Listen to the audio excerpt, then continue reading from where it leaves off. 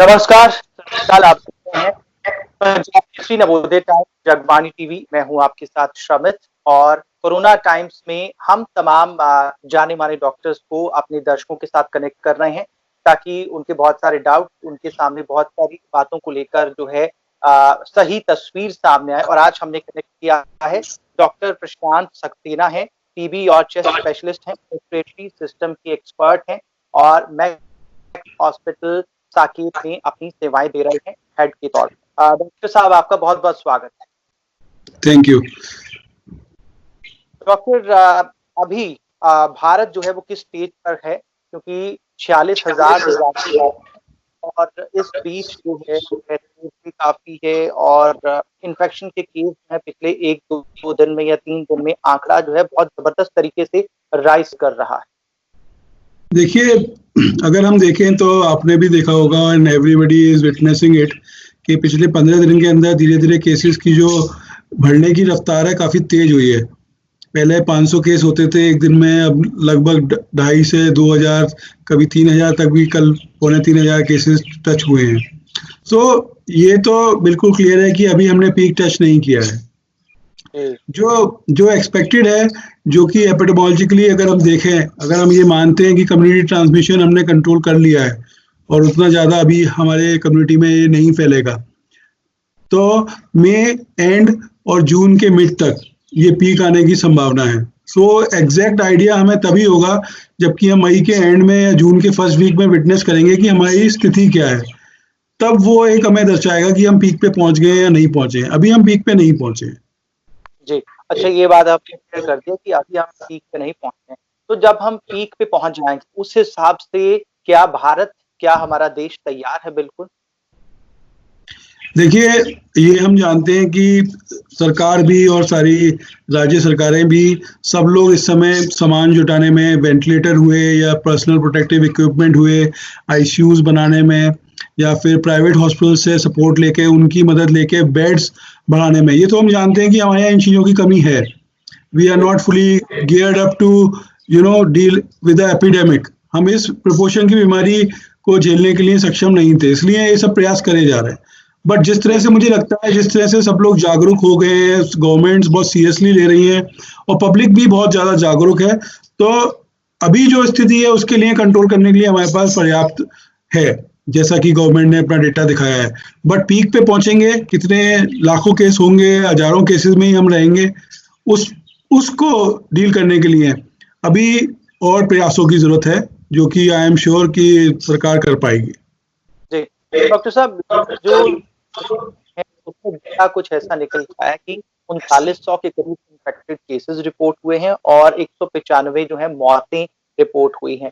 और दूसरी तरफ कहा जा रहा है कि अब हमें जो है लौटना होगा, अपने कामों को रिज्यूम करना होगा, हमें इस वायरस के साथ जीना होगा।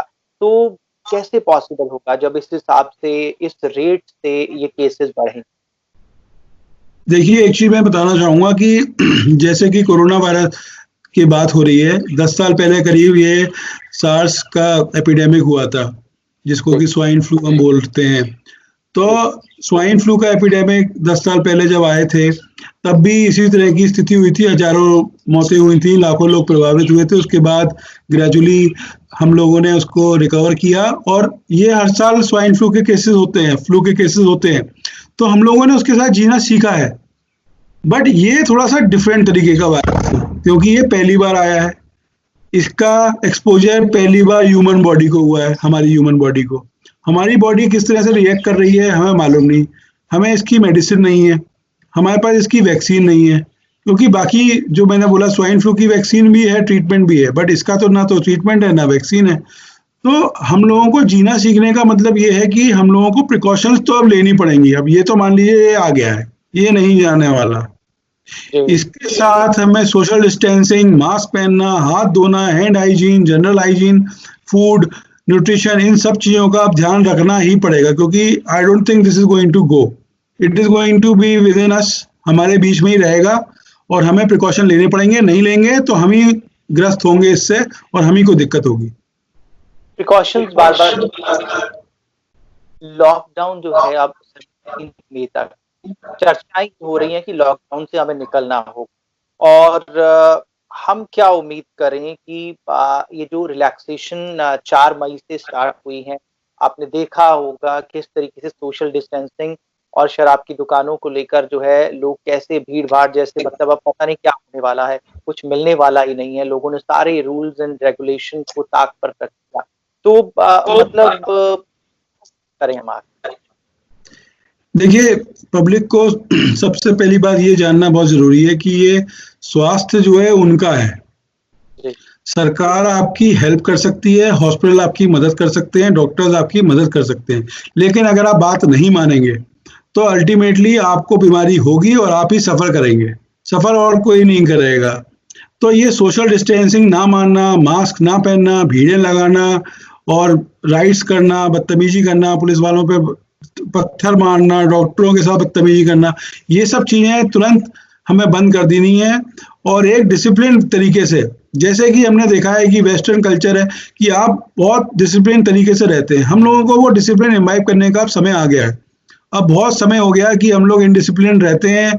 जहाँ कुछ बढ़ना शुरू हुआ, जहाँ कुछ फ्री में मिलना शुरू हुआ, भीड़ें लगा ली और दंगे शुरू हो गए।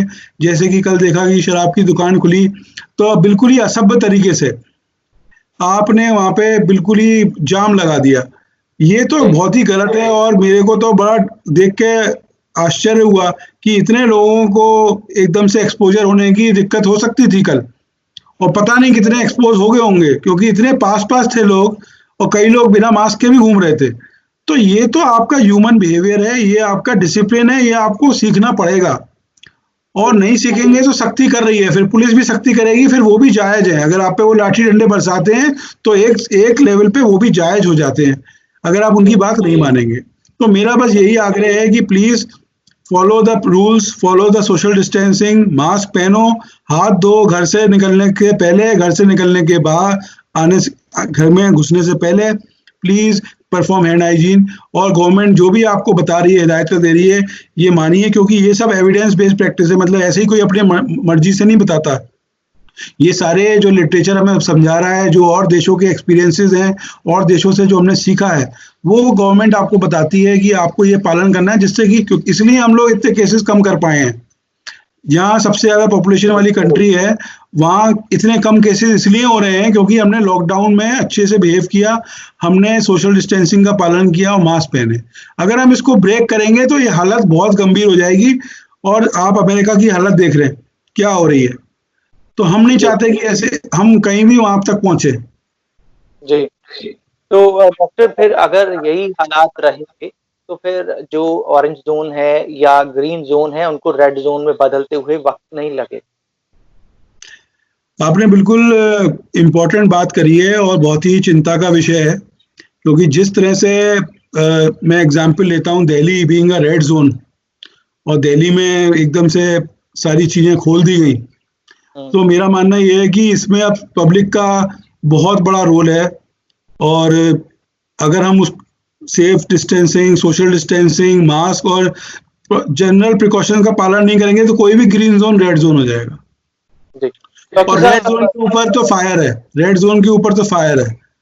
तो हम रेड जोन में तो रह रहे हैं। मैं अपने दिल्ली एनसीआर की बात करूं, मैं रेड जोन में रहता हूं और अगर मैं देखता हूं कि ये लोग ऑलरेडी इतने केसेस हो रहे हैं, अगर नहीं मानेंगे तो रेड के ऊपर तो फायर ही, आग ही लगनी है। फिर तो हम नहीं चाहते कि अब आग लगे, हमें तो इनफैक्ट रेड को ग्रीन बनाना है। जी जी जी, ठीक है डॉक्टर साहब। लेकिन इलाज को लेकर क्या चर्चा हो रही है? जिस हिसाब से प्लाज्मा टेक्निक को लेकर, प्लाज्मा थेरेपी या फिर एंटीबॉडी टेस्टिंग को लेकर बात हुई, पेशेंट को कैसे आप लोग डील कर रहे हैं, कैसे ट्रीट कर रहे हैं, क्या कुछ चर्चाएं हो रही हैं डॉक्टर से? हाँ, देखिए 2 चीज़ें बताना चाहूँगा कि जो इंडियन गाइडलाइंस हैं, इंडियन जो हमारे को हम लोगों को बताया गया है, हमारे पास 2 दवाइयाँ हैं, मैं उन दवाइयों का नाम नहीं लूँगा। 2 दवाइयाँ हैं जो कि उपलब्ध हैं और बल्क में उपलब्ध हैं। उन 2 दवाइयों को हम यूज़ कर रहे हैं as a combination to treat these patients और इस पे पहले भी रिसर्च हो चुकी है कि इन 2 दवाइयों से कुछ अच्छे रिजल्ट्स मिले हैं। बाकी एक नई दवाई है रेमडेसिविर, जो आपने सुना होगा यूएसए में, जिस पे काफ़ी कुछ उत्साह है और वो लोग यूज़ कर रहे हैं, बट ये अवेलेबल नहीं है इंडिया में अभी। ये इंडिया में अभी तक आई नहीं है। तीसरा जो है प्लाज्मा थेरेपी के बारे में बता दूं कि प्लाज्मा थेरेपी अभी प्लाज्मा का मतलब होता है कि हमारी ब्लड का एक पार्ट जिसके अंदर एंटीबॉडीज होती हैं। जब भी हमें कोई इन्फेक्शन होता है तो हमारी बॉडी में एंटीबॉडीज बनती हैं। एंटीबॉडीज जब बनती हैं तो वो फाइट करती हैं इन्फेक्शन के अगेंस्ट। तो ये कहते हैं कि जो कोरोना के पेशेंट रिकवर हो गए हैं उनका अगर हम ब्लड ले लें तो उसमें एंटीबॉडीज होंगी। उन एंटीबॉडीज को अगर हम कोरोना ग्रसित पेशेंट में डालेंगे तो उससे हमें फायदा होगा। लेकिन ये अभी बहुत ही अर्ली स्टेज में है, बहुत ही मिनिएचर स्टेज में है, बहुत ही कम पेशेंट्स पे इन्वेस्टिगेट हुई है, बहुत ही कम पेशेंट में अभी तक इसको दिया जा चुका है।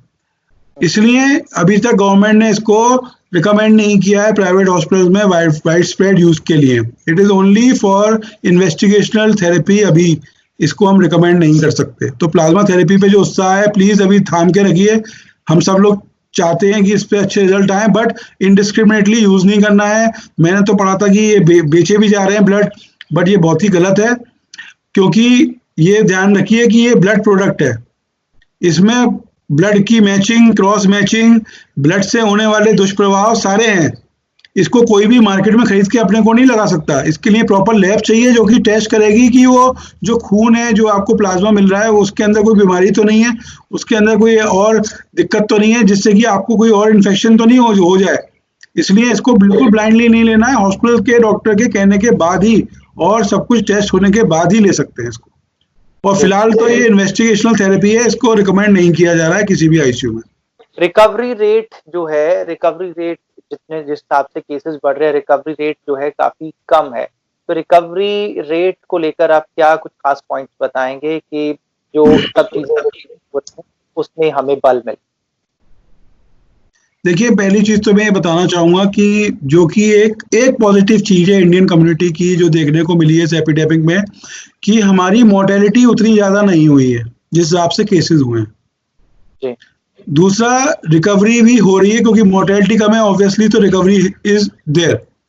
बट द प्रॉब्लम इज, अगर ये वाइड स्प्रेड ट्रांसमिशन होगा तो हम जानते हैं कि वायरसेस जो होते हैं इनकी एक टेंडेंसी बड़ी अच्छी होती है, ये म्यूटेट कर जाते हैं, ये एक मिनट में चेंज हो जाते हैं। इनको जैसे ही मौका मिला रहने का हमारे साथ, अगर हमने चेन ऑफ ट्रांसमिशन नहीं तोड़ी, अगर हमने इस वायरस को वापस नहीं भेजा, तो ये वायरस म्यूटेट कर जाएगा और कुछ और बन जाएगा। फिर हमारे सामने नई दिक्कत आ जाएगी कि जो दवाइयां अभी फिलहाल थोड़ी बहुत उपलब्ध हैं वो भी नहीं काम करेंगी। प्लस जो ड्रग्स और वैक्सीन बन रही हैं वो प्रेजेंट स्ट्रेन ऑफ वायरस पे बन रही हैं। अगर ये स्ट्रेन चेंज हो गया तो फिर ये दोबारा से हमें रिसर्च करनी पड़ेगी, दोबारा से दवाई बनानी पड़ेगी। आपने देखा होगा कि वैक्सीन जो है फ्लू की हर साल नहीं आती है। वो क्यों आती है? हम लोग बोलते हैं हर साल इंजेक्शन लगवाना है, वो इसलिए बोलते हैं क्योंकि वायरस जो है हर साल म्यूटेट कर जाता है, वायरस हर साल चेंज हो जाता है। इतना स्मार्ट वायरस है, इनको रहना आता है, survival of the fittest, they are surviving within us. So इस तरह से कोरोना वायरस भी म्यूटेट करता है, कोरोना वायरस भी चेंज होगा। तो हमारे सामने इस समय यही स्थिति है कि इसको कंटेन करो, इसको ब्रेक कर दो, चेन ऑफ ट्रांसमिशन बंद कर दो, और लॉकडाउन अगर खुला है तो उसको भी डिसिप्लिन के तरीके से आपको फॉलो करना है। प्लीज इसको स्प्रेड ना होने दें बस। जी, और आप कह रहे हैं कि शायद इसी वजह से जब ये वायरस म्यूटेट कर रहा है, लक्षण बार बार इसी वजह से चेंज हो रहे हैं। यस, सो देखिए, जब भी कोई नई बीमारी आती है तो एकदम से पता नहीं होता है कि उसके लक्षण क्या हैं। पहली चीज तो ये है। सो हमें ये नहीं मालूम कि जब ये आया था तब हमें चाइना की स्टडीज से पता लगा कि इसमें इस तरह के नॉर्मल लक्षण होते हैं। फिर जब ये ब्रिटेन में फैला, अमेरिका में फैला, तो पता लगा कि ये लक्षण भी हैं। तो ये नहीं है कि ये वायरस चेंज कर रहा है या इसके सिम्टम्स चेंज हो रहे हैं, बट ये एक पूरा सिंड्रोम है जो कि हमें समझने में टाइम लग रहा है। और अभी तक जो इन्फॉर्मेशन आई है उसी के बेसिस पे डॉक्टर्स ने एक कंसाइज कंसेंसस बनाया हुआ है जो कि सब डॉक्टर्स में सर्कुलेट होता है, उसी के बेसिस पे हम ट्रीट करते हैं, तो वो हम फॉलो कर रहे हैं। तो ये कहना बड़ी अर्ली है कि ये चेंज हो रहे हैं, सिम्टम चेंज हो रहे हैं, ऐसा नहीं है। हमें इसके बारे में पता लग रहा है, हम अभी सीख रहे हैं इस वायरस को। मैं इसको इस तरह से पुट करना चाहूंगा। जी, अभी हम सीख रहे हैं।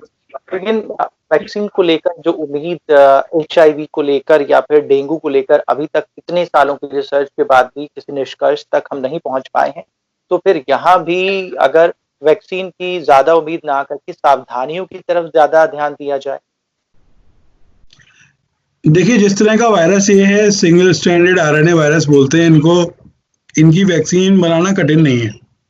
जी। हमने देखा है कि जो फ्लू वायरस है उसकी वैक्सीन बनी है, तो हम उम्मीद करते हैं कि इसकी वैक्सीन भी बनेगी। और जैसा कि आपने कहा कि prevention is better than cure, सावधानी तो बरतनी है, उसके बिना आप चारा नहीं है। हमें ये जो practices of hand hygiene, practice of wearing mask, over crowded population में मास्क पहनना, भीड़ को अवॉइड करना, कोई खांस रहा है छींक रहा है तो उससे दूर रहें या उसको बोलें कि भैया जाके अपना इलाज कराओ। इस तरह से हमें एक अवेयरनेस लानी पड़ेगी, एक उस लेवल पे जैसे कि पूरा समाज इकट्ठा होकर हाथ एक साथ जोड़ के हम लोगों को लोगों को काम करना पड़ेगा। जहां तक आपने वैक्सीन की बात करी, वैक्सीन का मैं ये बता दूं, वैक्सीन बनाना इतना आसान नहीं होता। पहले तो आपको वैक्सीन का ट्रायल करना होता है कि हमने जो मान लीजिए दवाई दी वो कारगर हो रही है नहीं हो रही है, फिर आपको उसको देखना पड़ता है कि जिसको दी जा रही है उसके अंदर कोई साइड इफेक्ट तो नहीं हो रहे। साइड इफेक्ट के साथ आपको ये डिसाइड करना होता है कि इसकी डोज कितनी है। इस काम में आराम से 6 महीने से 1 साल लग जाता है, जल्दी से जल्दी भी करें तो।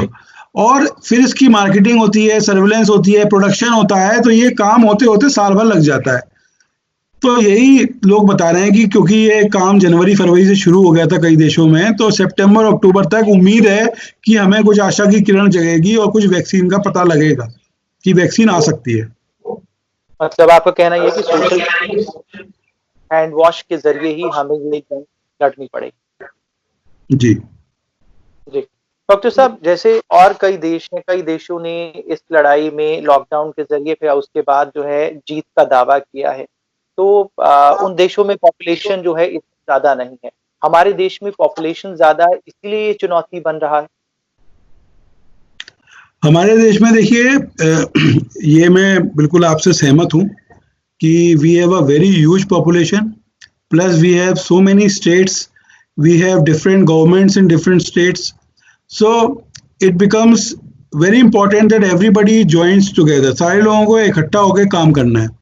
और पॉपुलेशन हमारी जो है विलेजेस में रहती है, हमारी पॉपुलेशन कई स्लम्स में रहती है, इतने सारे एरियाज हैं जहाँ पे हाइजीन नहीं है, इतने सारे एरियाज हैं जहाँ पे लोगों को एजुकेशन नहीं है, यही नहीं मालूम कि हैंड हाइजीन क्या होती है, सोशल डिस्टेंसिंग क्या होती है। तो उन लोगों का एक चैलेंज है जो हमारे सामने है। आपने देखा होगा जैसे ही ये लॉकडाउन हुआ था कि सारे के सारे लोग सड़क पे आ गए और अपने घर जाने लगे पैदल पैदल। तो ये चीजें जो है ये अनएजुकेशन, अनएम्प्लॉयमेंट और इनसिक्योरिटी से आती हैं। जब तक हम इन चीजों को एड्रेस नहीं करेंगे तब तक ये चीजें चलती रहेंगी। और हमारी कम्युनिटी क्योंकि इतने सालों से ग्रेजुअली इवॉल्व कर रही है, we are a developing country, हम डेवलप कंट्री नहीं है। हम इस तरह की बातें नहीं कर सकते कि जी जैसे अमेरिका में है कि समझाया तो समझ गए, या ब्रिटेन में समझाया समझ गए। हमारी कंट्री डेवलपिंग कंट्री है, लोगों को पढ़ाई लिखाई बहुत सारी चीजें साथ साथ करनी है, तो ये स्लो है, ये एक दिन में तो होने वाला काम है नहीं, और इसके लिए हम किसी को ब्लेम भी नहीं कर सकते। बट हम उनको ये तो समझा सकते हैं कि जो आपके हाथ में, जो मैं बार बार बोल रहा हूँ कि साफ सफाई का ध्यान दो, अपने को ध्यान दो, ओवर क्राउडिंग अवॉइड करो, मास्क पहनो, हाथ हैंड वॉशिंग करें, और जब भी अगर दिक्कत हो कि कोई बीमारी लग रही है, खांसी हो रही है, सांस फूल रही है, तो तुरंत डॉक्टर के पास जाके उनसे आप अपना इलाज कराएं। जी डॉक्टर साहब, बहुत सारे अपने घरों की तरफ निकले, अभी 1-2 दिन पहले भी ऐसी तस्वीरें आई।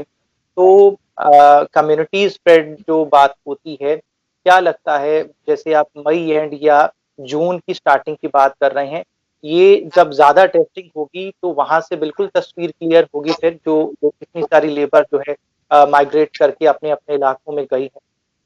देखिए, संक्रमण का तो बहुत जबरदस्त खतरा है, क्योंकि आपने देखा होगा कि अभी जो इन्फॉर्मेशन आई थी कि महाराष्ट्र से कुछ पिलग्रिम्स जो अमृतसर में वापस पहुंचे थे, सारे के सारे कोरोना से पॉजिटिव पाए गए थे, और वो पूरे पंजाब में उन्होंने देयर वाज अ स्केयर कि वो फैल चुका है या दे आर इन्वेस्टिगेटिंग इट।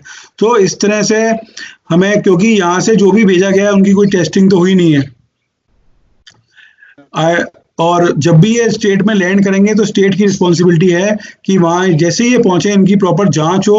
और मैं तो रिकमेंड करूंगा कि इन सबके टेस्ट होने चाहिए, कोविड टेस्ट उतरते ही, कि पता लगे कि कितने पीड़ित हैं कितने नहीं है, इनको क्वारंटीन किया जाए, उसी हिसाब से जोन्स डिसाइड किए जाए, हॉटस्पॉट डिसाइड किए जाए, ये तो करना पड़ेगा।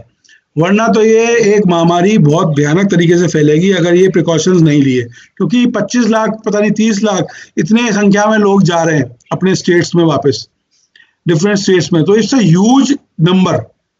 और इनमें से मैं कहता हूँ 5% को भी अगर कोरोना है तो वो पूरी कंट्री में फैला सकते हैं।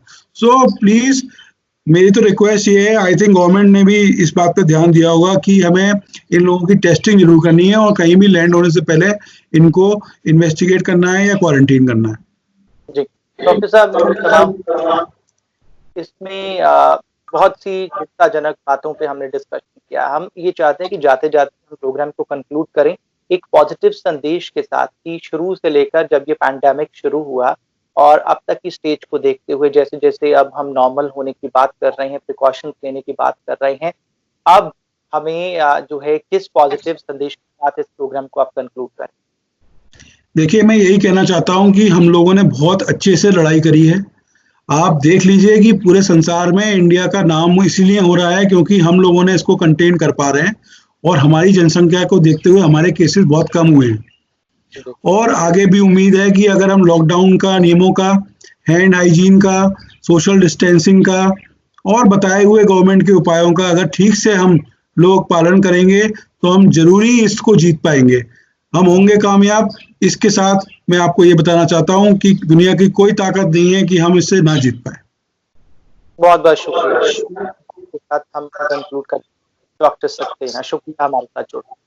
Thank you.